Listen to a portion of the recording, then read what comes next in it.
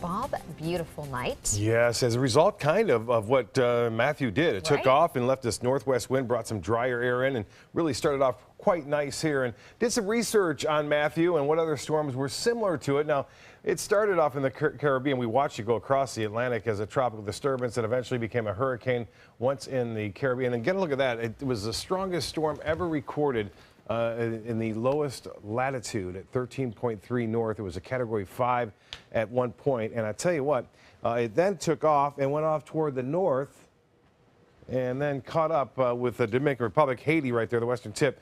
And right there is the other line of David. You can see David had winds up to 175 miles an hour as it slammed in the Dominican Republic. And you can see pretty similar path, although David was a little bit closer to Florida. It caused over $1 billion worth of damage to the state in 1979. Well, the weather headlines read like this for us. A beautiful start to this morning. The first time we've been in the 60s since May 27th, so over 145 days and a beautiful work week ahead.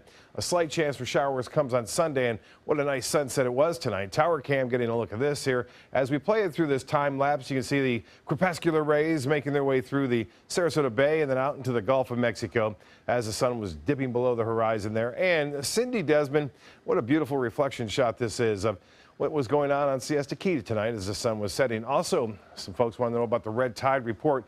Just got the latest in today, and you can still see quite a bit of concentration, high concentrations there across area beaches from Sarasota northward through Manatee and into Pinellas County. We're talking about 1 million cells per liter where you see the red, and a little less, though, medium concentrations in the orange. And 14 samples were taken in Manatee County. We're getting background to high levels near the north end of Anna Maria, some medium levels there. Also near Longboat Key and Longboat Pass, some higher concentrations inland. Sarasota County, low to high concentrations, and 29 samples were tested over the past week or so, and we're still getting some high concentrations right there near Turtle Beach. But for time being, things are patchy at best right now as far as the red tide goes. The lows tomorrow morning will be nice into the 60s once again, and then we'll see things warm up into the mid 80s, and it looks as though the beaches will be a little bit cooler there with a sea breeze developing.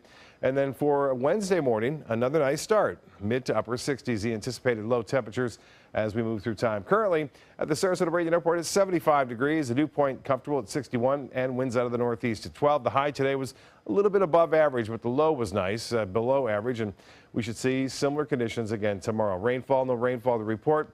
And for the month, we're at just over 2.5 inches. The forecast looks like this and checks into the mid 80s with sunshine by, say, 2 o'clock, and we'll see temperatures cooling down once again. High pressure dominating the northeast, bringing us that northeasterly wind flow here. Not much rain around, and we'll see a few isolated showers along the east coast, but not much going on here as we take a look at what's happening out there in the tropics. What's left, Nicole is still spinning, top winds at 60. Expected to head toward Bermuda with winds up to possibly 90 miles an hour as it makes its way off toward that direction, and that should be there around Thursday. This is the favorite area for development into late October and November, so we'll have to keep an eye on it.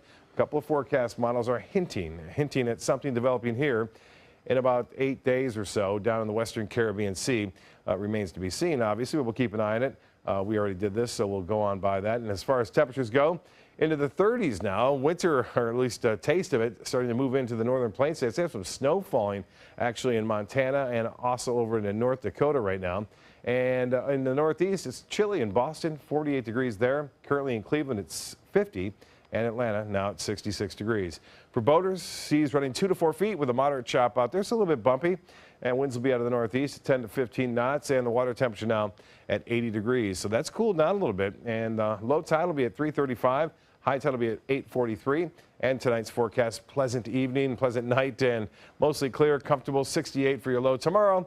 Just another gorgeous fall day, high of 86 for the most part, a little bit warmer inland.